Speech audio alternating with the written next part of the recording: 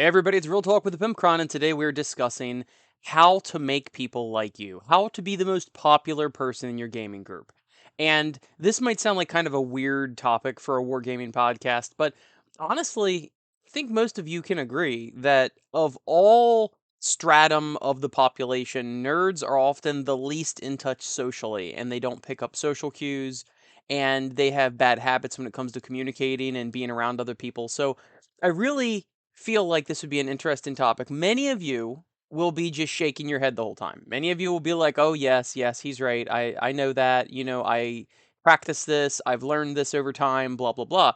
But there might be a few things that actually are new to you, or even if nothing's new to you, some people will benefit greatly from it. I know some people that I've met personally would benefit greatly from this segment.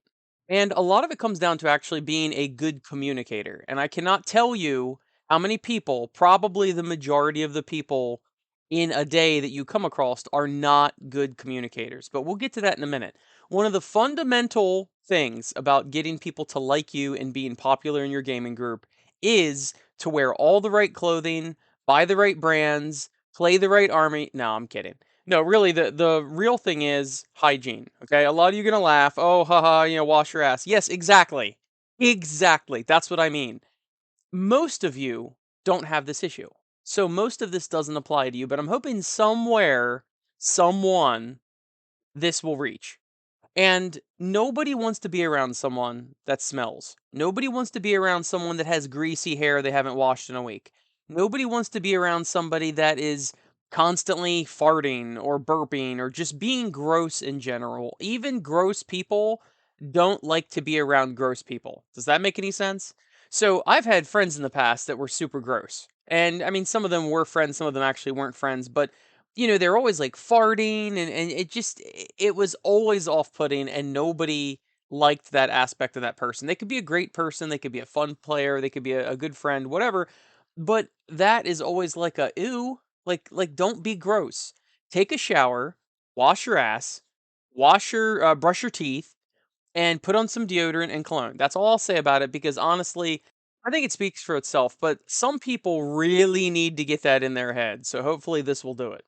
And before we get into the communicating part of this, another good rule of thumb is just to be nice to be around. Okay, of course that also applies to your smell, but but to just be friendly, be open, be welcoming, be nice to be around, and that goes for dating too. I mean, a lot of this also applies for dating, but we're specifically talking about wargaming. Just be nice to be around. When someone is around you, try to make them feel good about being around you. Don't always be a downer. Don't always be negative. Don't always be in a bad mood. Don't be petty. Don't be just be accommodating. And in a lot of ways, communicating effectively is making it about the other person, not making it about yourself. We'll get more into that in a second, but ultimately, you want to be easy to deal with. You want to be easy to be around. So if somebody wants to play a competitive game this week and you're supposed to play them, you go, okay, fine, I'll play competitive, whether or not that's your thing. Then the next week, someone wants to play casual and you go, okay, I'll play casual, whether or not that's your thing. And the most popular, the most well liked people that I know can do both. Now, they may not be the best competitive player, right? They may not be up on the meta, whatever, or they may not be that great at making up custom rules and playing narratively, but at least they're willing to try, and nobody could fault you for always being open to try new things and do things that the other person wants to do. Because so many people that are raised in the video game culture nowadays, video game culture is you're sitting in front of your computer and you're killing noobs, you're pwning noobs, if you will, and they are these faceless entities that you don't give a crap about, right? It's multiplayer games, you're playing your Fortnite or whatever, and they're not across the table from you. You're not having a relationship with these people. And I really do, this has been my long running theory, and you can disagree if you want, but I really think video games have played a big part in making people into less communicative, if communicative, and less social people. And of course, as much video games as nerds typically play, we're much more susceptible to that than a lot of other the stratum like the jocks or the whatever, all those other types of people, the sports people or whatnot. So ideally, you should come to the club with a smile on your face. You should smell good, or at least don't smell at all, right? If we're going to drop the bar that low, just don't smell at all. And then you're going to be accommodating. And I know a lot of people don't have the wherewithal to actually do this, but hopefully this is at least planting that seed in their head that you really should, just like any good relationship, you should try to at least somewhat cater to the other person. And if they are also a well communicating person, they will also try to cater to you and you guys meet in the middle. You go, "Oh, you want to do that? Okay, I'll do that." And then they go, "Oh, well, you didn't want to? Okay, we'll do it your way." And then you figure it out and you typically both of you somewhat, are accommodated and somewhat succeed in what you wanted to do, right? They want to do a narrative game. You don't really feel like a narrative game, but you want to play objectives and they want to play kill points. Okay, we'll play an objective narrative game. There, you both kind of win, right? Now, the biggest portion of this whole segment is going to be about communicating and being social, okay? The other things we just described are just the bare minimum for to get people to like you. But communicating is an actual skill that some people have more natively, some people learn. You definitely can learn it if you're willing to improve yourself and change the way that you act. I know a lot of people are not conscious enough. Let's just give some examples here.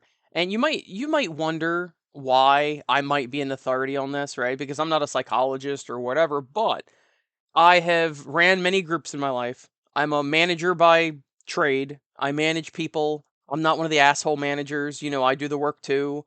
I would much rather be a leader than a boss, if that makes sense, right? Lead from the front. I do the same work that all my employees do. It's not like me sitting in my office just looking at them through the one-way mirror and they got to it's not like that at all. And a lot of people are surprised when they do come to work for us that, oh, he's actually doing this as well. Okay, well, and you garner a lot more respect that way. So I deal with customers every day, I deal with employees every day, and of course I've got things in my personal life like the brutality Facebook group and the brutality Discord and all that. So I'm a very social person and I've got a lot of experience doing this. So this is the reason why I feel capable of doing this. And I think once I give some examples, you're all going to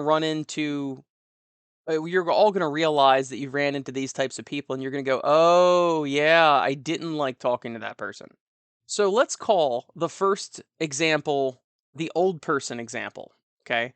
The old person example, and the reason why I say this is because you often find it in old people, is that they only want to talk about themselves and they don't give a crap about what you're saying.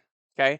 Have you ever heard two old ladies sitting there and the one old lady's like, "Oh, my grandson is so smart. He got an A in math." And then the other one goes, "Oh, well, my granddaughter was an Olympic gymnast, blah, blah, blah." And then the other one goes, "Oh, well, my grandson, he's cured cancer, but then, deleted the file." And then the other one's like, "Oh, well, mine can bench press a horse." And if you listen, it's actually kind of comedic. Like, it's really not because they're actually having a terrible conversation and they're not communicating at all. They're both running a one person conversation, but at each other, and it's competition. So a lot of times old people are like that. And I don't know why. I mean, of course, young people are that way too, but it seems very stereotypical of old people where they just want to say what they want to say and they want to get your input, but they also will not give you any input on what you say. So it's just like my granddaughter, my grandson, etc.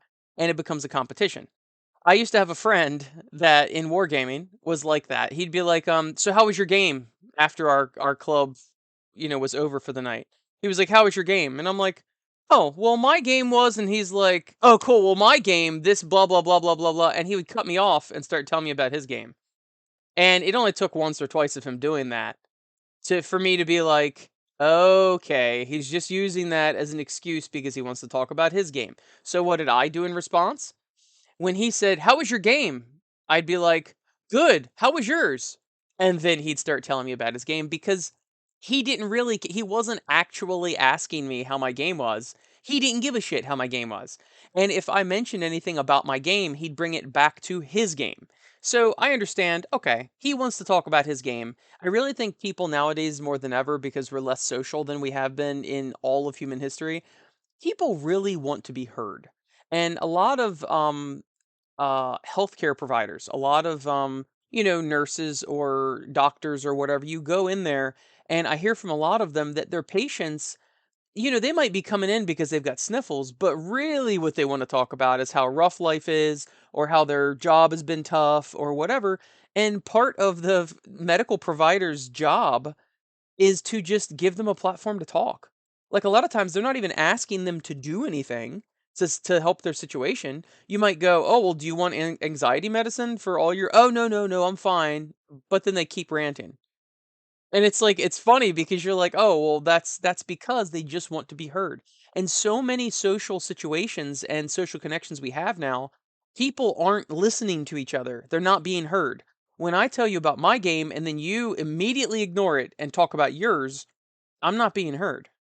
Which is fine because I'm luckily I have the wherewithal to be like, "Oh, okay, he just wants to talk about his thing, so I'll make it about him." But a lot of people aren't that socially aware. So make sure when you're talking to somebody that you don't constantly bring it back to yourself. If you pick up on the clue, and it's a very hard thing to describe how you could ever learn to pick up on social cues, but if someone really keeps bringing the conversation back to them, then just let them talk. Maybe they've got no one in their life that will actually talk to them. Maybe their parents don't listen to them. Maybe their spouse doesn't listen to them. Like maybe they've got no one else to listen to them, and you will be their favorite person because they don't have anybody else that will listen to them and you're actually giving them attention. I always say that adults are just large children in a lot of ways. You talk about the arrested development and things like that. Like adults still want affection, they still want attention, they still want support. And just because you are no longer prepubescent doesn't mean that you still don't want those basic things. And I also this is a bit of a tangent, but I think that's a lot where divorce and things like that come in too because people don't spend any time catering to each other. So, I went on a tangent about this, but you really should, if you get the clue that someone's not interested in what you're saying, then just make it about them. It's totally fine. Just talk and they will like you. Another thing that is, once again, somewhat hard to describe, but picking up on social cues when you're talking too much. We have, I have known some players that will corner you and just talk at you, and they have no wherewithal. Some people claim, oh, they don't care that you're not interested. No, I really don't think it's that nefarious. I think they're just unaware of the social cues. And I know many of them personally that will corner you and just like a barking dog and they will just tell you about the Horus Heresy, like line by line. Hey, I'm on book 13 of the Horus Heresy, and this just happened to this guy, and this guy's past was like this, and then he did that to that dude who sent this guy to reprimand him, that they blew up the blah blah blah, and the whole time you're going, uh huh, uh huh, uh huh. Like you're trying to give, and you take a step back, and you're like, oh yeah, and you're like looking away, and so a lot of times people don't pick up on this stuff. If someone repeatedly is giving you one syllable answers or one word answers, like yup, uh huh, okay, wow. If they're doing that repeatedly, you are monopolizing the conversation and you should stop. Ask them their input. If what do you think about Perturbro doing that, or whatever, don't you think that was cool? Or what? Try to engage them. You should not be doing a one sided conversation. It should be a two-player thing. It's no different from power gaming. If you crush your opponent, they have a terrible time, you're playing a one sided game and the other person's not having fun. They're not going to want to play you again because all you do is care about your satisfaction. It's the same thing with a conversation. Nobody is going to want to come up to you and engage with you if you corner them and just yell at them about Perturbo all the time. It's just not going to happen.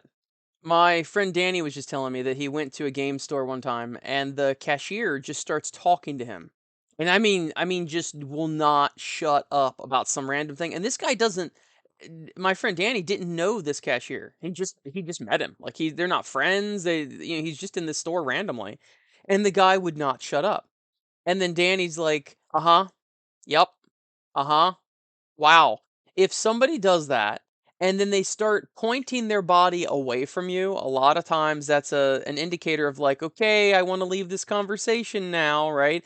Or if you couple all that with a step away, they take like one step away towards the door, or they kind of half turn away from you. Those are good body language indicators that you are boring the shit out of them and you should probably stop. Well, that brings me basically to the very last point I wanted to make about social interactions, about getting people to like you. It's actually a thing that you see a lot on dating sites, or not dating sites, but dating advice, right? And it goes for any social situation. Don't be afraid to ask about that person. Hey, how did your game go tonight? And then don't immediately cut them off and tell them about your game unasked. Don't do that. Sometimes, referring to that old friend, me and James will still do that. We take turns driving to the store each week, and so we always carpool together. And about, I don't know, once a month or so, I will be like, "So how was your game tonight?" And he's like, "Oh, well, my game," and I'm like, "Oh, well, my game was really good," and he'll start laughing because he knows who I'm referring to. It was an old friend of ours. So, and he'll also do that to me sometimes. But don't don't be afraid to ask people about themselves. Ask them about work. Ask them about their hobby stuff. Hey, what have you been doing in the hobby? Ask them about their game. Like, just, and to me, I've always loved to hear from people. That's why I love the Tesseract mailbox where people write in. It's because I love to get that feedback. I love to hear different people's personalities and stories and opinions and all of that, even if it's different from mine. I think that's so interesting. That's the intricate tapestry of our society and our species, is that we have such different backgrounds, attitudes, opinions, points of view, and all that. And it's cool when you can engage with someone that's different in a non-hostile way. I'm not talking about online, comment section where they're all roasting each other. I mean, like in a real way. Hey, I have a differing a viewpoint than you do. Okay, well, explain it to me, and then you can decide whether or not you agree with them. But you're not demonizing them. You're not making them into a monster or something like that. And to me, I always see it as I like to ask people about stuff in their life because number one, I learn a lot about different jobs and different lifestyles and all that. But number two, it's like a story. We all like YouTube. You're listening to me right now. We like YouTube. We like podcasts. We like reading books. We like movies, TV shows, all that. Those are all stories. So if you can actually get a real story from a real person, hey, that's interesting. I mean, sure, there might not be some volcano blowing up in the background and he's riding a pterodactyl and he's saving the princess. And it's not like that, but it still can be interesting to see the different points of view. So, like I said, you should try to be as least offensive as possible, physically, odoriferously, in all those ways. And you should be very welcoming and supportive of the other people. And don't make it about yourself. So, hopefully, some of you can pick up some sort of benefit from this. And I guess I'll see you next week. And thank you to GameMat.eu for supporting the show, and panhandle3d.etsy.com for supporting the show, and my beautiful, sexy, good smelling Patreon patrons. I will see you next week.